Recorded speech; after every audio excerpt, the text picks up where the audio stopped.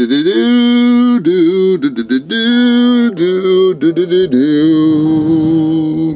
gonna talk about Star Wars today.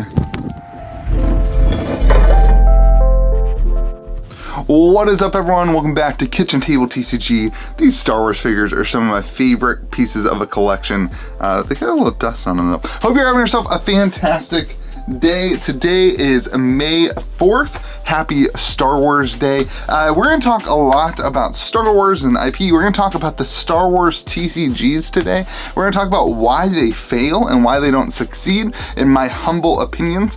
My Star Wars background is fun. I actually never watched Star Wars until I watched Spaceballs. Did you see anything? No, sir. I didn't see you playing with your dolls again. Good! Spaceballs was my first canonical Star Wars movie that I ever watched, and I laughed so hard at Spaceballs. My buddy Andrew was like, "Louis, have you never seen Star Wars?" And I was like, "Yeah." He's like, "Why do you think this is funny?" I was like, "It's just a funny movie." And so then we proceeded to binge watch all the Star Wars movies over the next day or two. I think I was in like 7th grade. I remember that very fondly, and Star Wars from that point forward became a very large part of my life. I played all the Star Wars video games. I watched the Star Wars movies all the time. In college, before I proposed to my wife, I told her she had to watch all 6 Star Wars movies. She had to like the original 3. There was just this love of Star Wars in my life. The last 5 years, I played a couple of the Star Wars games, board games. I guess it's been more than 5 years, but I played Imperial Assault. I played all the Fantasy Flight board games for Star Wars. And I love them. They are amazing games, super fun to play. I never got into Star Wars Destiny because, the Star Wars TCG was kind of before my time, but I never got into Star Wars Destiny because I was so connected to the board game side of the world. But I was very aware of the game, and I saw it being played, and I took a lot of interest in it. I wanted to play, but I was just at the time very focused on the board game side of stuff.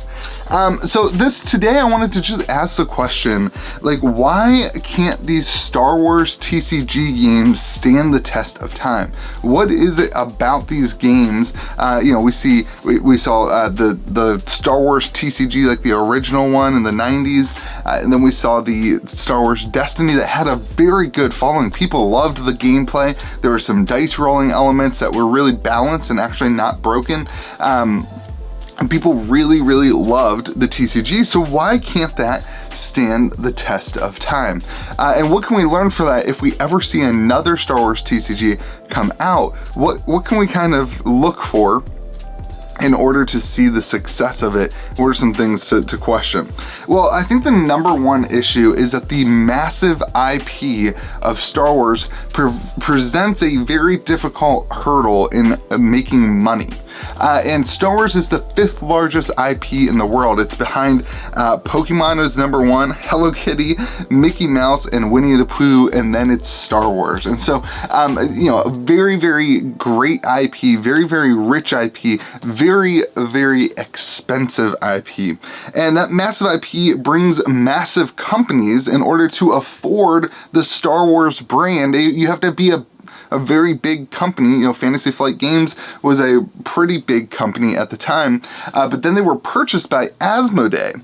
And so here's the kicker with games like this. You have this giant overhead, and you have companies who don't really care about you, the consumer. This is what's kind of going on with Magic, right? You have this companies who don't really care about you, the consumer. What they do care about is money.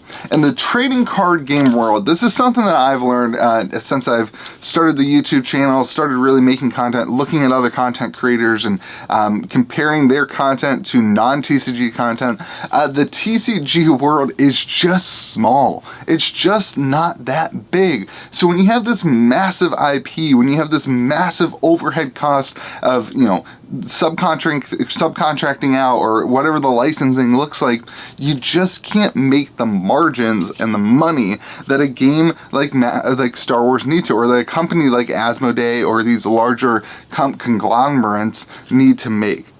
So I think that's a major issue. And then additionally, competitive games, and this was a conversation I saw on a thread of, when Asmodee dropped Star Wars Legions. the competitive games, Destiny, Legions, all that stuff, the competitive games require so much follow-up to a product being released. You're talking about the ban list and all that stuff, and it always appeared that the aspects of games fall short, and that it's just too much work to maintain the competitive scene. And this is where I think Fantasy Flight Games like excels in their board games. And I gotta say, like, the Star Wars board games are absolutely amazing. If you have not played Imperial Assault, it's like this miniatures game that you can play both as, I think they're called skirmishes, where you can fight against each other, but then there's actually like a campaign style, that's like the main thing.